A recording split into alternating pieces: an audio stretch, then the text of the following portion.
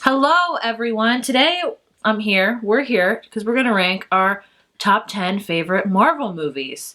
And I actually have my husband, Matt, with me today, who you never ever see, but he exists. He's real. He's not a fictional person. I don't know why I said that. This video is inspired by the upcoming release of Gamora and Nebula, Sister in Arms by Mackenzi Lee. And this video is also sponsored by Disney Book Group, so thank you so much to them. And this releases on June 1st. So, more about Gamora and Nebula, Sisters in Arms. This is an original story about Guardians of the Galaxy's Gamora and Nebula as they are teenagers and as they are vying for Thanos' attention and approval. All while finding a way to be sisters rather than, enemies as they usually are. In this story, Gamora arrives in Tordun, a once lush planet that has been mind stripped for all of its power that's beneath its surface. Her mission is to collect the heart of the planet. What she doesn't know is that her sister Nebula is also in hot pursuit and is obviously determined to collect the planet's heart first. They form rival alliances with miners and missionaries, but ultimately they discover that there's something probably bigger at play here. They're gonna have to learn how to trust each other or face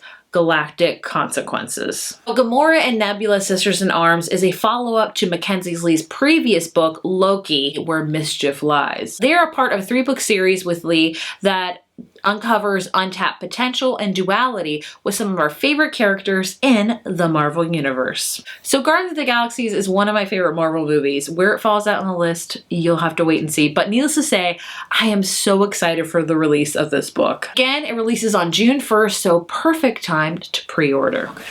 So now onto our rankings. If you don't know, there's over 20 Marvel movies, so obviously, we're not going to talk about them all today because we would be here forever and we have a limited amount of time. So we wrote down our top 10. We pretty much know them because we live with each other, so we kind of know our taste. But you get to discover what our top 10s are. We actually have some similar, I should say, and some that are not similar. So we're going to go from our, I guess, not our least favorite, but 10 to down to 1, things like that. And we'll talk about them briefly. So you can go first. So what is your number 10 on your list? My number 10 is the first Spider-Man movie, which I believe, I don't know. It's Homecoming. Yeah. I really like the new Spider-Man as compared to any other Spider-Man that's been out there. That's what I was going to say. So that's my number 10. That's mine too. Oh, okay. Because I think we both like Tom Holland. I think he's the most realistic age-wise and just his demeanor is very Peter Parker.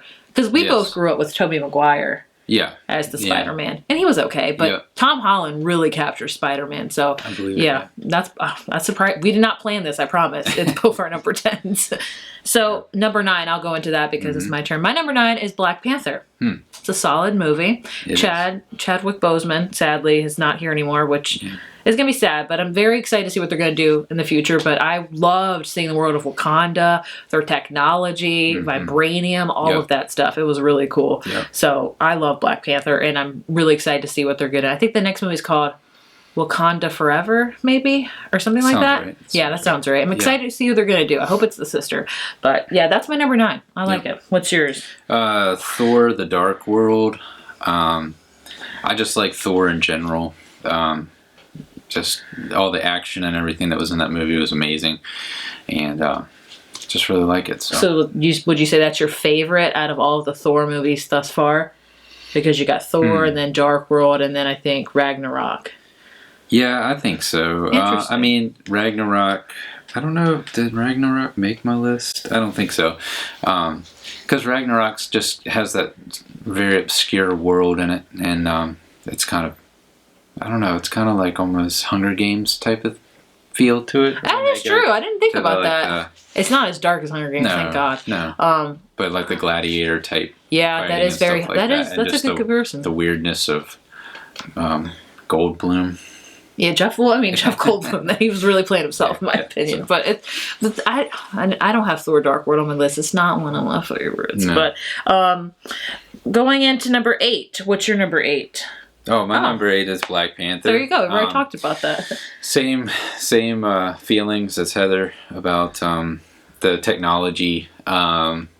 I love that their whole world is kind of like, or their whole kingdom or whatever is surrounded by a force field, and then they're just like in the middle of like kind of like a frontier type environment, but they have all this great technology, and it's just it's pretty cool. I like it. So. He really likes technology. Yeah. That's his thing. Yep. You'll see on this list for sure. And that's just how he is in general. My number 8 is the first Iron Man.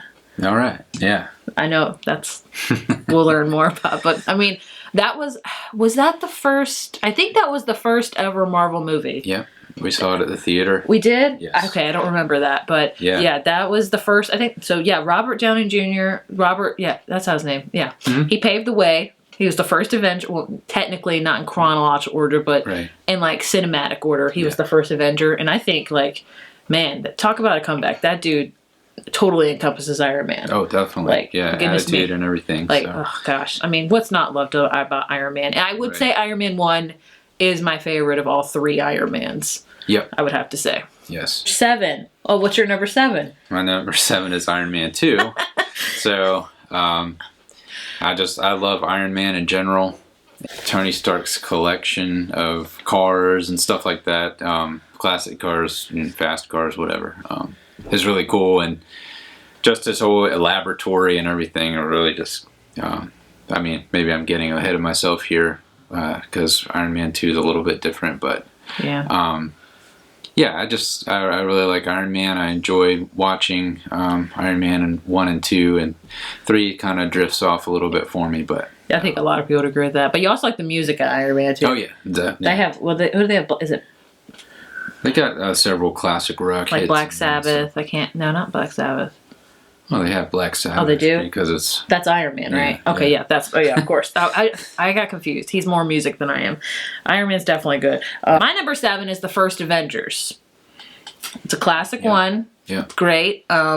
I mean, introduced all of them together. Mm-hmm. I loved it when Iron Man made his, like, when Captain America was talking, and then Iron Man came in, you remember that? And then they all 3 met, and it was just, I mean, it's really good. I like a lot of Marvel movies with their comedic value as well as their action, and the first Avengers really encompasses it all. So I don't think any list is complete without talking about the first Avengers, because it was the first Avengers. It was pretty cool. Number 6. Oh, we have the same number 6 too. Oh, wow. I just noticed that. That's pretty cool. Yeah, what's your number 6? My number 6 is Ant-Man. Mine too. I was just telling Heather, like, I like the backstory of, like, Dr. Pym. Hank Pym, yeah. Yeah, and just the, how things came about. I like finding out backstories to stuff. And the movie's just funny. Paul Rudd is amazing for that part. And he's just, they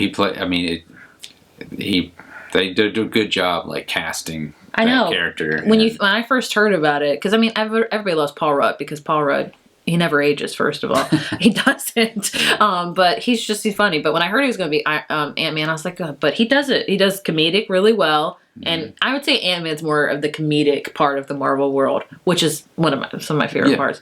And just, I mean, the side characters in that are the supporting characters are so good in that. Michael Douglas, that's Hank Pym, the girl from Lost. And that, I forget the guy's name, that does the whole backstory. You know, he's telling. Oh, yeah. He's just great. Yeah. He's great in all of them. The guy that has the van and stuff. Yes. Like that's pretty cool. All the little criminal type posse that he hangs out with in that like apartment, they're all great. Yeah, they're all, like, it's great. The Russian guy with the Baba Yaga. That's Baba Yaga. Number 5 is Captain America Civil War. I said Avengers because it might as well be another Avengers. Because it's a Captain America movie, but it pretty much has all the Avengers in it. Right. It's the whole thing. Remember, I think we talked about this? Oh no, our number 5 is the same as well. I mean, I don't know why they called it Captain America.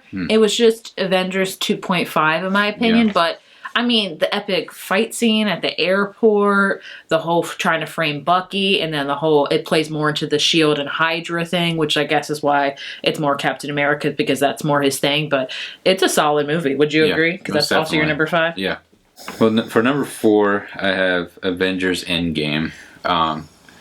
Sad movie, but it ultimately was a really great movie. Just so epic, like just blown out of the water epic. Really liked, they had so much action and it was unbelievable. Yes. So it was a really good, solid ending to I'm about to ask. Yeah. Did you like the ending of it all? I did. I was fine with it. Because, at the end, spoilers obviously for all these movies where spoiler Iron alert. Man, no, I'll say that, Iron Man passes, dies. Yeah. I know you're sad about that. Oh, yeah. Yeah, I would like to see more of them, so. Of course, I think maybe they'll, do, like, backstories because they have that technology now, or you know what I'm saying? Yeah, there's going to be another Spider-Man movie, right? So. Yeah, but they'll talk about him. I don't know if he'll be in it. Oh, yeah, that's right. Because even the most recent Spider-Man movie just kind of had like some, spoiler alert, some glasses that he put on. Yeah, remember that? yeah. So it's like technology left over and stuff. So. Oh yeah, I think Peter Parker is definitely following in Tony Stark's footsteps when it comes to technology and stuff. Mm-hmm. So maybe we'll see him like be the next head of like Stark Industries and stuff. Right. That'd be crazy. Number 4 is Thor Ragnarok. So he said it was very obscure. I liked it because it was so obscure and just it's funny. It's so funny. Like it is obscure with the Hunger Games and stuff, but I think when it comes down to the director was even in it. He was that big rock guy. Yeah. You remember? Korg. Mm-hmm. Yeah, right. He was great in it. I mean, it's just it was very fun. And then they brought Led Zeppelin back into it. Like, whenever I think of that Led Zeppelin song, Immigrant Song, it reminds me of Thor Ragnarok every time, which we listen to a lot of Led Zeppelin here because our son actually likes them. But it's a fun movie. I like a lot of comedic ones, if you can tell. So, yeah, that's my number 4. 3 is Avengers Infinity War. Another sad one. Another sad one, but another epic one. So true.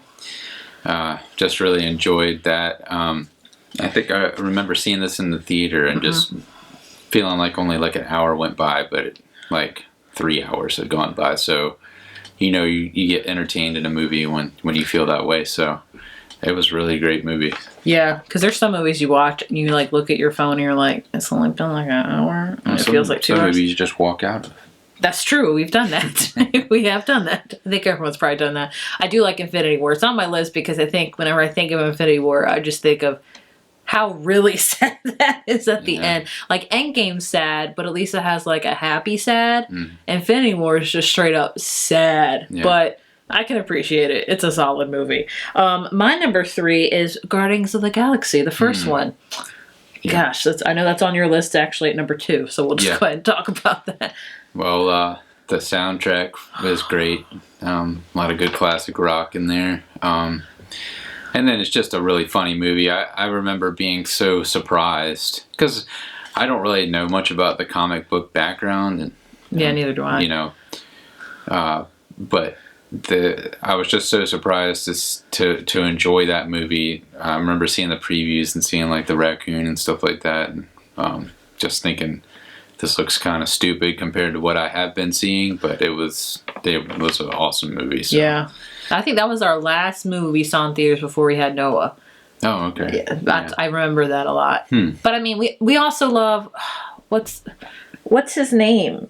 Chris Pratt. We've loved him since Parks and Rec for Andy Dwyer. So I was excited about it just for that because I love him. And of course it's got Zoe Saldana, who's amazing in it. And it's just the soundtrack. I love how Marvel uses a lot of classic rock. Yeah. Like, I would say Guardians of the Galaxy is more like 70s? I think it's a mix between 70s and 80s music. Okay. But it's good. We don't like the second one nearly as much. The first one's just straight gold in my opinion. Like they like Rocket, Vin Diesel, with Groot. I mean, like I don't think there's anything. I don't think there's nothing wrong with that movie. Honestly, I love it. So yeah, that's 3 and 2 respectively. My number 2 is Endgame. Endgame, for all the things he said, it was an epic movie. My favorite thing about Endgame, I think everybody's favorite part of it, is when, Thanos is about to like really demolish Steve Rogers for the last time, and then all of a sudden you hear Sam in his ear on your left. Oh, I go back, I tell him all the time, I go back and watch that scene, just that scene alone, when all of them come out, all the portals come out, and he says Avengers Assemble for the first time ever. Do you realize that? It's the first time he ever says it.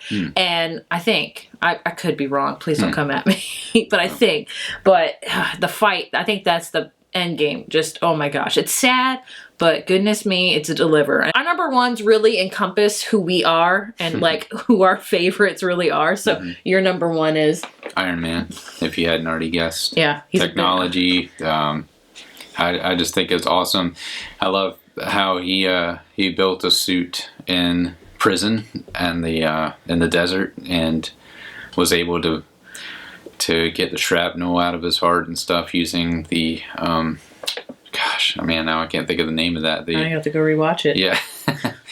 Anyways, so he built the little nuclear reactor for his chest, and made that all in prison, and just had and then just had several renditions of the suit. He had I like how he encompassed Jarvis into the suit. So Amazon talking, I don't know, like almost like an artificial intelligence. Yeah, type of thing. like That's Jarvis, I would say. But way more advanced than anything that we have now. And just being able to do cool things with that. It's just a great movie. Yeah, it is great. Yeah, we were just watching WandaVision, or I was watching the behind the scenes one, and the guy that does Jarvis, Paul Bettany, got a call from Jon Favreau, who directed it. Was like, "Hey, do you want to be the voice of this Jarvis guy?" And now look at him; he's starring in WandaVision. That was such a great show. Yeah. Gosh, we didn't talk about shows because this is movies, not shows. But WandaVision would totally be on there. Yeah. But Iron Man, I agree, solid. Like everything about it, like it's just awesome. So my number one is Captain America: The Winter Soldier. I'm a big Captain. That's my favorite. His is Iron Man. Mine's Captain America. I love Chris Evans. I love Steve Rogers. Everything about it. But Winter Soldier is my favorite because of, I think that was the first Marvel movie I saw where I got really shock value with Bucky being alive. And then, Samuel L. Jackson's character died in the movie, but he really didn't die. And then obviously the whole, S.H.I.E.L.D's a good company, but really it's Hydra beneath it all. So you got this whole kind of government espionage thing. I just loved Winter Soldier. Like, I just rewatched it not too long ago to confirm. I was like, is this really my favorite? And it really is. Like, I love the Winter. Did you like it as well? I like all of them, really. Yeah, I know you do. It was hard to put 10. It was really hard. Like, I was like, I don't know which ones to do. Right. We left out ones that you're probably going to be like, why didn't you put this on there? But everyone's lists are totally different. That's right. Yeah, that was our top 10 favorite Marvel movies. Of course, we continue to watch them. We watch them, I would say, all the time. Yeah. I just did a big rewatch because of WandaVision. But, finally, they're coming back out in theaters soon. So we get to see them again. And we can elaborate more on the list and all that stuff. But, yeah, it's one of our hobbies. We always watch Marvel movies together. And it's like a thing to go to the theater to do it. And I'm excited we'll get to do that again soon. Hopefully for Black Widow. So excited for that one. Again, thank you so much to Disney Book Group for sponsoring this video. And be sure to look out for Gamora and Nebula Sisters in Arms on June 1st. It'll be available both in hardback as well as audiobook. So be sure to check it out because, more Guardians of the Galaxies can never hurt anybody in my opinion. So thank you for being on my channel. No problem. Thank you for having me. Oh, I feel like a TV show host. You're welcome. All right. Well, thanks for watching, guys. Bye.